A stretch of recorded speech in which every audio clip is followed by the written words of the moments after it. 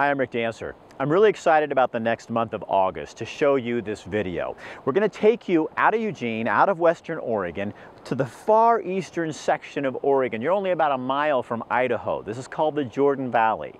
In 2006, Alan Beck, my news director, Kurt Richter, my photographer and friend, and my son Jess and I, we all went back there and produced an hour of television on people, the towns, the barbecue, of a lifestyle that is probably very foreign to you and me.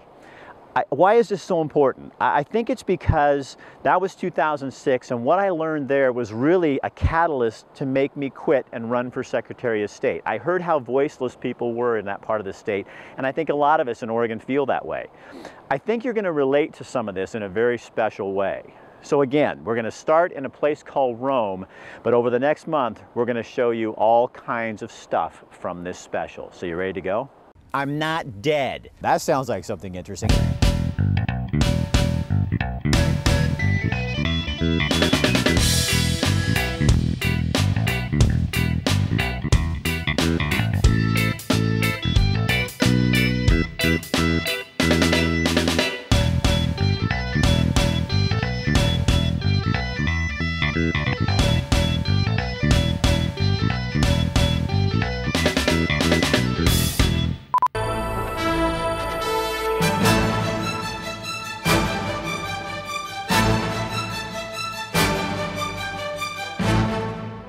'Welcome to cattle country. Tucked away in the southeasternmost corner of Oregon are the forgotten people. They're Oregonians geographically, but their state of mind lies somewhere else. Hi, I'm Rick Dancer. For the next hour, we'll take you exploring not just the land, but the history and the people who live that history. A state of mind that most Oregonians will find unfamiliar.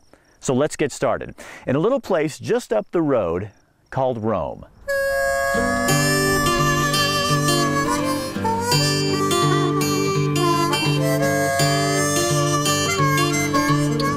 100 and some odd miles from just about any good-sized city is a place called Rome.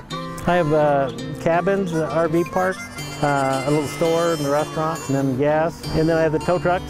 A roadside stop in an otherwise long, boring stretch of highway in one of Oregon's most forgotten places. An oasis in the desert. Malheur County, a French word meaning misfortune. Do you feel like you're the forgotten part of Oregon sometimes? Well, we hope we are.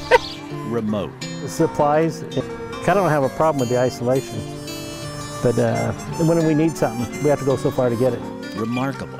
We don't punch a time clock. A place where neighborhoods are spread out in acres, where 95% of the county is rangeland. When you want to shop, where do you go? The Boise Valley.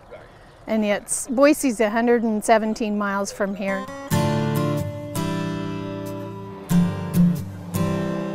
10,000 square miles of county, an area roughly the size of New Jersey. Oregonians know nothing about it. Pam White, who I think you met her. Okay, she took me out in her dad's pickup. There's no doctor. And I come walking out of my house, and she says, are you okay? And I said, no, I'm having a heart attack. He said, you get in this truck and I'll take you to the hospital. Joel McLahannon bought the town of Rome about 15 years ago.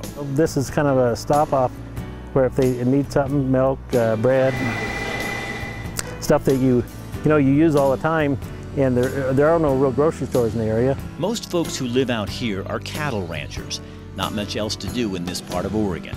Population of Rome is about 25 people, and we like it that way. There are no housing developments. In fact, don't even talk about development in these parts. It's not as if Romans don't like people. It's all the stuff they bring with them. People have talked about, why don't we want to put in sewer systems and public water systems and start to incorporate maybe getting some more police support or fire department and stuff. And all that leads to taxes and bureaucracy, and we like it like it is. Is that a dirty word here? Bureaucracy, pretty much. Rome does have an ambulance and life flight out of Boise if necessary. There's even an airstrip. The Rome Motel is no Ritz-Carlton, but out here, hunters and travelers don't seem to care. Just don't clean your birds in the room. That's not a rule, it's just a request. You gotta be straightforward, because if you BS us, we through it. And it just won't fly. Back in the 1800s, when the old-timers who live out here wanted a post office, they needed a name for their town. So they started looking around. Inspired by these columns behind us, they decided how...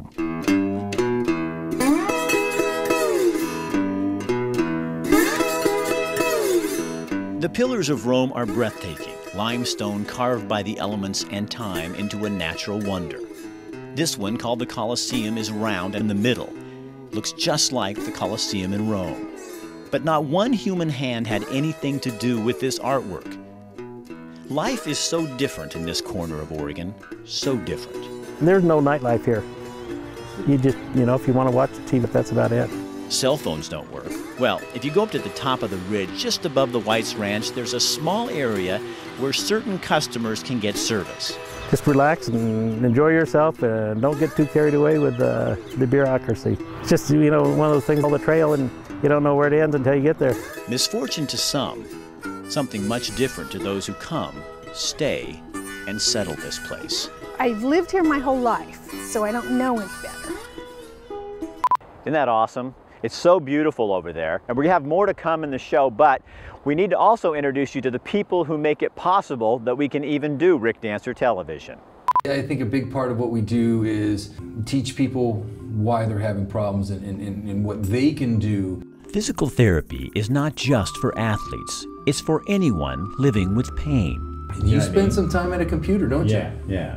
And see, if I was sitting up more.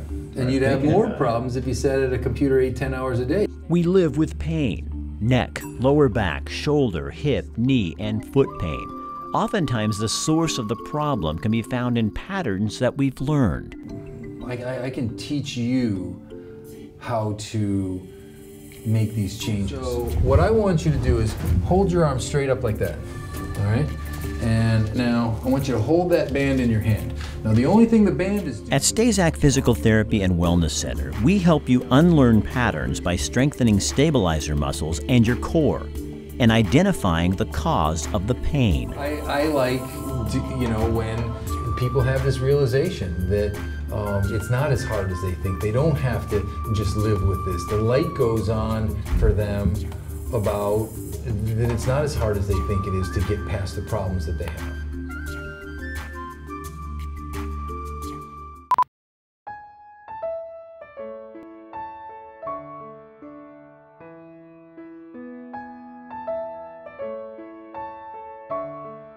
It's 4 in the morning. Nature is starting to stir. In an hour or so, the sun will peek over the Cascade Mountain Range and spill into the Willamette Valley. Nestled at the base of those mountains near a small community of farmers north of Junction City, you'll find Lockmead Farms.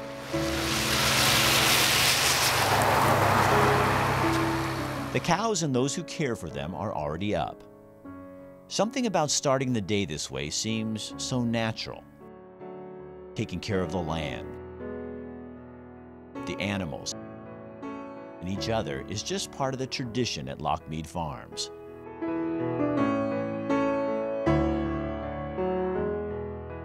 In these parts, hard work, commitment to community, and how to treat each other are simply the way it's done. Lockmead Farms is fresh, it's local, it's family. No wonder our milk, ice cream, and other dairy products taste so good. But you don't have to visit the farm to experience our goodness. You can find them at your neighborhood Dairy Mart store, the home of Lockmead Farms, or in your local natural food store.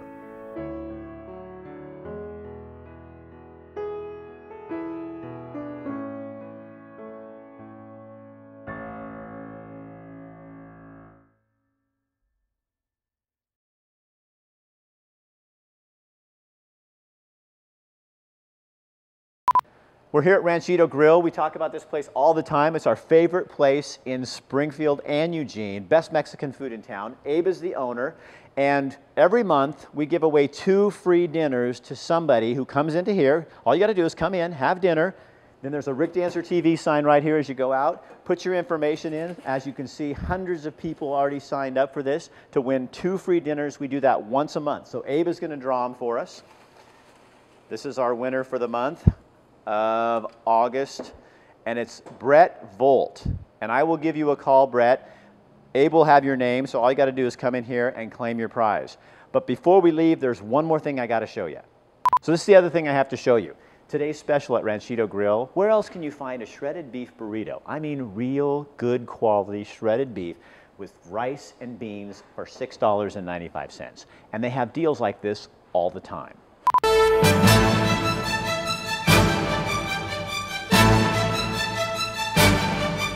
If you live in southeastern Oregon, one way or another, you are somehow connected to ranching. It's a tough lifestyle, and it's getting a lot tougher.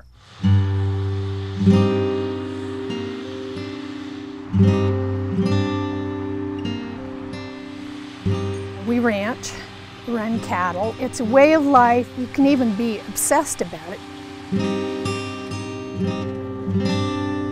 A way of life you can't understand unless you do it.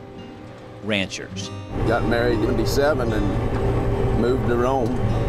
Pam White's family homesteaded this land decades ago when few saw the potential. While wagon trains were headed to the valleys, a few saw something in this desert, something just waiting to be found. Sometimes you have to help create an oasis. Pam and her husband Jesse run cattle, grow grass, cut it for hay, and irrigate lots and lots of water. It's the most important thing that there is in this country is water. That's evident as you drive through Oregon's Outback. When you see, you find homes, people, a town or two, and livestock. You have to have it for everything. You have to have it to raise crops. You have to have it to water the cattle. You have to have it for yourself. Water is everything here. If there's no water here in this desert, there's nothing here. Nothing but the Oahe River and a few springs here and there. Ranchers say back in the early days, you didn't see a lot of wildlife out here, not like you do today. We're not out here to just see what we can do to harm the environment. Pam and Jesse say people have the wrong idea about ranchers and what they do and why they do it. My family has been here since like 1916, and they've built water sources.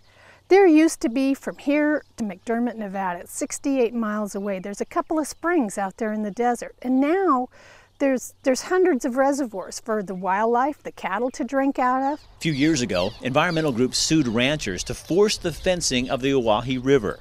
They had cattle destroying the riverbank. Pam says it's ironic. People in cities like Portland telling ranchers how to preserve a riverbank. The Willamette River is paved to water's edge on both sides, and you look down at 9 o'clock, 8 o'clock in the morning, every styrofoam cup in their hand, and they're hurrying and they're bustling. And for environmental reasons, they were eliminating our way of life. Ranchers lost. The fence went up. Do you feel disconnected from Oregon? Yeah, that we're not actually a part of Oregon. We're more like Idaho, and we're more like Nevada. We get all of our news, our weather, everything we get comes out of Idaho. To folks out here, the big E, environment, isn't really something they see as controllable. The good Lord is probably one of the most important things, because I know that He created everything. He created us. And as far as like environmental things go, I think in spite of us, He'll keep the world running in time for it to not run. Pam says ranchers don't want to come to the city and tell us how to do things. It's strife. They have to be allowed to decide how they want to live their life. I don't want them out here telling me how to live my life. And I want to be responsible about the way that we live our life. I don't want to do damage to the environment. She thinks we have the wrong idea about nature. Nature is a lot crueler.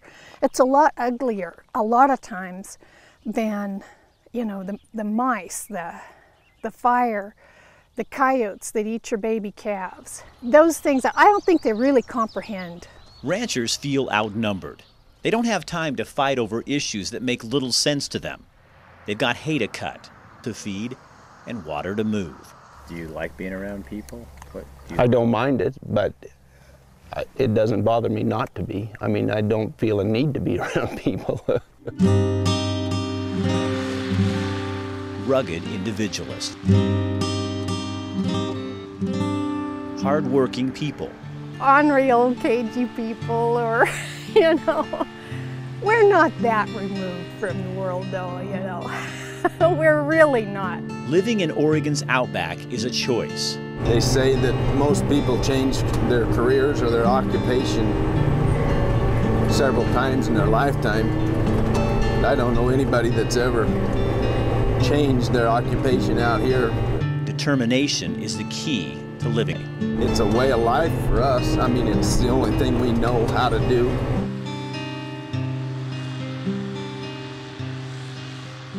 So how are we able to bring you this video? When KEZI sold, the Chambers family took the archives, all the video from the past at KEZI, and donated it to the University of Oregon's Archives and Special Collections Department. What an amazing and smart thing to do.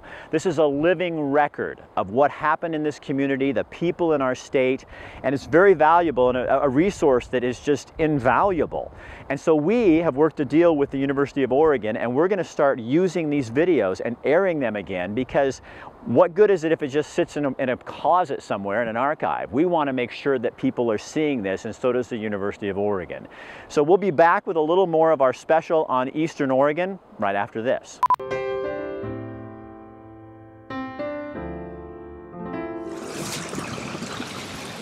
Dr. Fryfield, I didn't know you were a swimmer. Hi, Rick. How you doing? How long you been swimming? Oh, I've been swimming my whole life. Yeah. Hey, do you got time I can ask you a question about prostate cancer? Yeah, sure. Can you cure prostate cancer? Oh, sure. Prostate cancer can be cured all the time. I hear that from guys, though. I hear them saying, I've heard prostate cancer can't be cured. That's absolutely not true. So prostate cancer can be cured with radiation or cured with surgery. As long as it's localized, as long as it doesn't spread, we can cure prostate cancer. Is that what scares a lot of guys the most when they find out they have it, that this is not curable, when it's in fact one of the most curable cancers out there?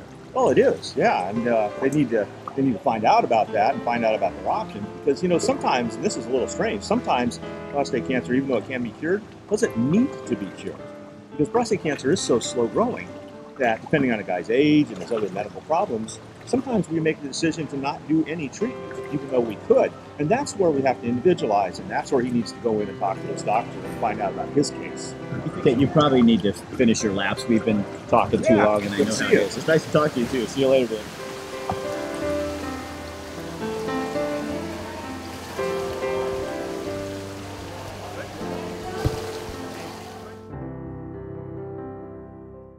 Tell me, you used to be Wine Julia, and now you're the real Wine Julia. So tell me what happened and why you're now real. Well, I moved from I moved from a partnership to a sole proprietorship, and so it's now 100% Wine Julia. Everything that goes on there will be by me, written by me. Photography is all going to be by me. Everything, absolutely everything on there is me. For people who aren't familiar, I mean, you have 50,000 page views a month. Yes. So you're national, you're world known. I am. In the wine industry. Yes. Yeah, I won a big award in 2012 for writing and for wine writing on winejulia.com that earned me national recognition, and I've had several awards since then as well. So. And you're just a local. I've been pretty girl. lucky. You're a local woman. I am. How did you do I'm that? a Eugenian. How did you get into this? I just, my love of wine. I had a passion, and I wanted to write about it and share it with other people that like wine or maybe don't like wine, and convince them to enjoy wine as much as I do through my experiences. I bring wine to life through words and wisdom, is what I like to call it. So. And so you'll be seeing a lot more Wine Julia on Rick Dancer TV, because we're teaming up and doing some stuff together, because I like wine. Yep. I'm kind of a beer snob, but I like wine too, so we're going to find some things out. Absolutely. For the next 2 hours, you are a machine. You feel connected to the carbon fiber, the aluminum, and the steel of your bike. You feel like a machine as you slice through pavement, push through the air. This is why you get up in the morning. It's that rush of the wind and the speed, the sound of rubber on pavement. And when the ride is over, there is only one thing that can give back what you gave. Lockmead reduced fat or non-fat chocolate milk. Recovery. It doesn't get any better than this.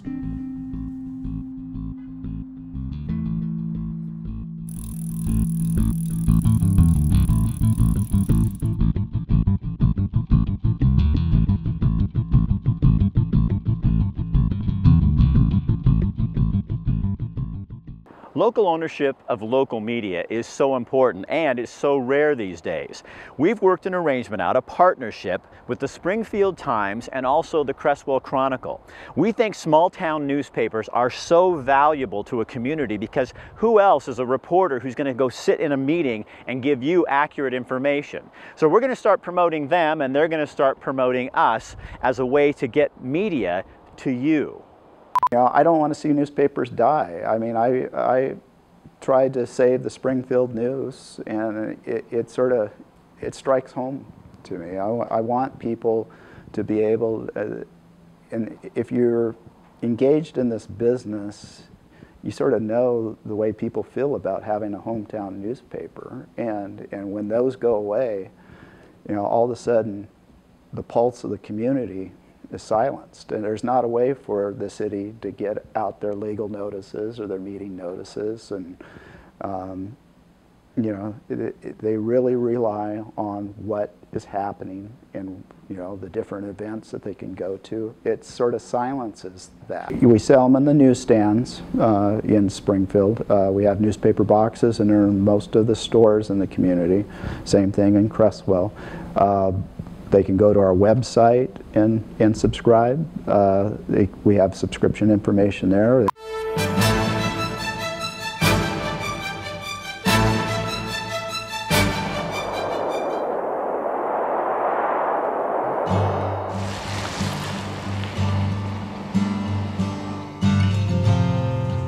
French Glen is our last stop on this trip through Oregon's Outback.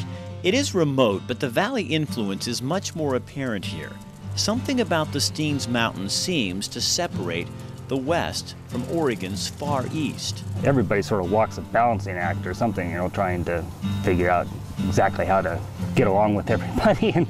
Longtime ranchers whose families homesteaded here. In the summer here, we're fairly busy. I see over 10,000 people a year in the hotel. And the tourists and newcomers who may define themselves as environmentalists.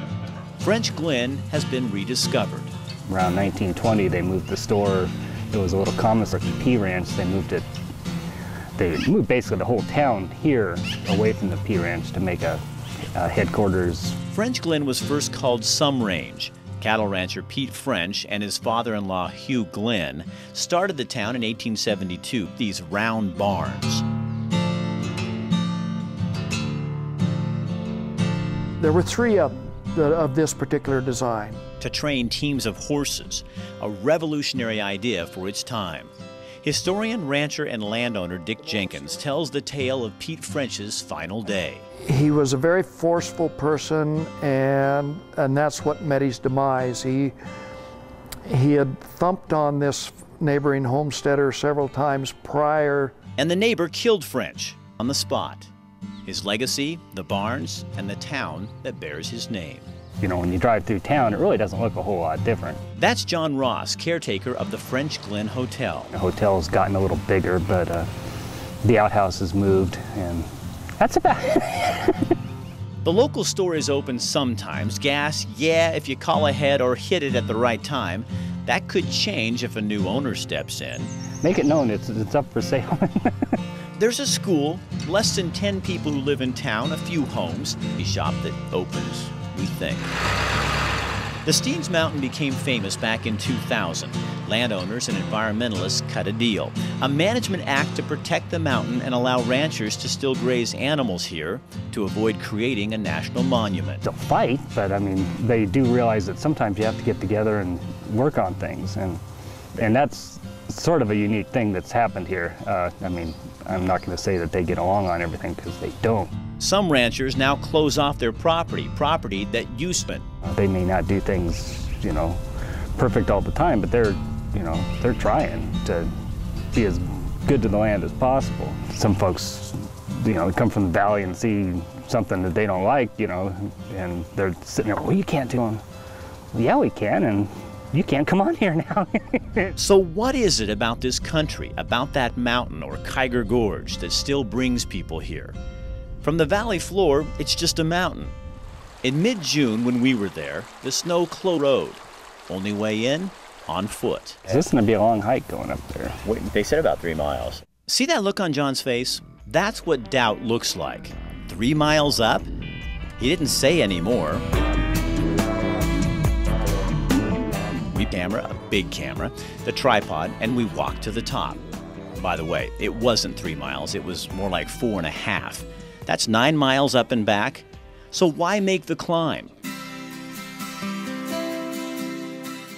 For that picture, what a view. This is what ranchers and environmentalists fight to protect. A way of life and a mountain. Wide open spaces, a lot of people like it. A lot of people are like almost scared of it. I mean, you know, they come out and they're looking around and there's nothing for them. No cars, no people, no houses. If they drive through at night, there's no lights anywhere, and it freaks them out. This is what makes French Glen such a gem. It's the front door to Oregon's Outback, unless you live in the Outback. In that case, the Steens is your first line of defense. So I woke up this morning and I was thinking, okay, so why is it so important, Rick, that you're airing all these old stories from the old KEZI days? We did some good work in those days, and I think that people need to see and remember people like Bertha Holt, which is a story you'll see in the future, and Frank Moore, and Jim Gibbs, and all these different folks that meant something to Oregon. In terms of this Outback special, I think what I thought of is the story I'm going to show you in just a second here is the credits. It's kind of the close of this whole thing. And I said something in there that surprised me. I said, I hope that my son and I being on this trip together, that this changes something for us, that it kind of brings something out different. And then I thought about my boy Jess and what he's doing now. That trip, he was pretty shy and quiet, but he was listening to stories. He heard the stories of people. Now he's a fishing guide in Alaska, where he spends his day working with people in a remote area, listening to their stories, and enjoying the heck out of them. Did this play a part in that? I think so. Watch. You walk away from there after 6 days and you think, I really think they understand life better than I do, because they know what really is important, and that's hard work, that's taking care of your land, it's taking care of your neighbors, and living life. And I think sometimes I get so wrapped up in my concerns about little details in my life that really don't matter the day after tomorrow. Do you feel like you're the forgotten part of Oregon sometimes? Well, we hope we are.